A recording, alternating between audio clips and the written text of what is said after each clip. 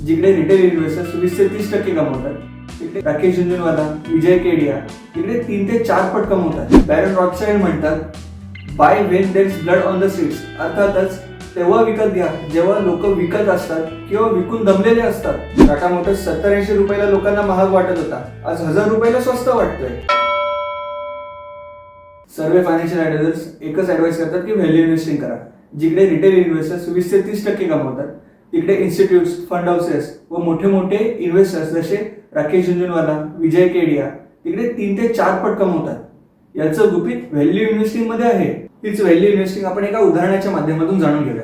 जेव्हा एखाद्या एरियामध्ये डेव्हलपमेंट येते किंवा गव्हर्नमेंट प्रोजेक्ट येतो, आपण त्या एरियामध्ये एखादा फ्लॅट किंवा कमर्शियल एरिया येतो ज्याचं स्टार्टिंग रेट 10 ते 12,000 स्क्वेअर फीट असतं आणि आपली ही अपेक्षा असते की तो 20 ते 25,000 जावं. त्याच एरियाचे ब्लूप्रिंट व प्लॅन पास गव्हर्नमेंटकडे असतात आणि त्यांना ऍक्सेस गव्हर्नमेंट ऑफिशियल्स आणि पॉलिटिशियन्सचा असतो. याच इन्फॉर्मेशनचा उपयोग गव्हर्नमेंट ऑफिशियल्स व पॉलिटिशियन्स आपल्या फॅमिली फ्रेंड्सच्या माध्यमातून तिकडे इन्व्हेस्टमेंट करून करतात. जिकडे आपण फ्लॅट 10,000 स्क्वेअर फीटला घेतो, तिकडे हीच लोक 300 ते 400 रुपये स्क्वेअर फीटला जागा विकत घेतात. त्याच्यावरती FSI TDR चढवून कन्स्ट्रक्शन करून आपल्याला 10,000ला विकतात. म्हणजे खरी मलाई तर इकडे खाल्ली जाते. याला बोलतात खरी व्हॅल्यू इन्व्हेस्टिंग. आताच ब्लूप्रिंट आणि प्लॅन पास आपल्या सामान्य लोकांपर्यंत पोहोचणं फार कठीण असतं, पण असं शेअर मार्केटचं नाहीये. इकडे सर्व कंपन्यांचे सर्व ब्लूप्रिंट आणि प्लॅन पास रेडिली अवेलेबल आहेत. कंपनीचे ब्लूप्रिंट्स आणि प्लॅन पास म्हणजेच balance sheets, profit and loss statements, इतर फंडामेंटल्स, कंपनीचं प्रोडक्ट काय आहे आणि कंपनीचं फ्युचरमध्ये स्कोप काय असणार आहे हेच आहे. ठीक आहे, कंपनीचा आपण सर्व अभ्यास केला, पण मग एंट्री नक्की कधी करायची? बॅरन रॉथस्चाइल्ड म्हणतात, buy when there is blood on the streets. अर्थातच तेव्हा विकत घ्या जेव्हा लोक विकत असतात किंवा विकून दमलेले असतात. 92चं हर्षद मेहता स्कॅम, 2000 सालचं IT बबल, 2008चं लिमन ब्रदर क्रायसिस आणि लेटेस्ट मध्ये 2020चं कोविड, याच्यामध्ये मार्केटमध्ये खूप मोठी विक्री आलेली.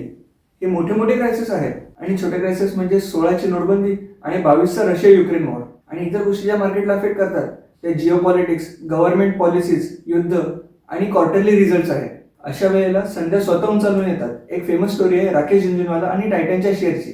राकेश झुंझुनवालाने 2003 साली टायटनचा शेअर 40 रुपयाला घेतलेला, आज 3400ला आहे.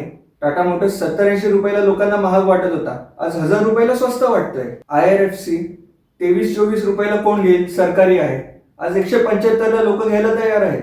रिसेंट बघायचं झालं तर HDFC बँक फेब्रुवारीमध्ये 1350 ते 1400ला आलेलं, तेव्हा कोणी नाही घेतलं.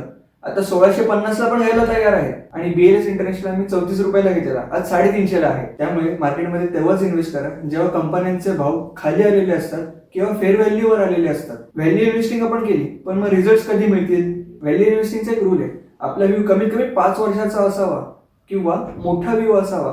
भले तो रिझल्ट आपल्याला 6 महिन्यात मिळो, वर्षभरात मिळो किंवा 2-3 वर्षात मिळो, पण व्ह्यू आपला मोठा असला पाहिजे, तेव्हा आपल्याला खरी व्हॅल्यू मिळते.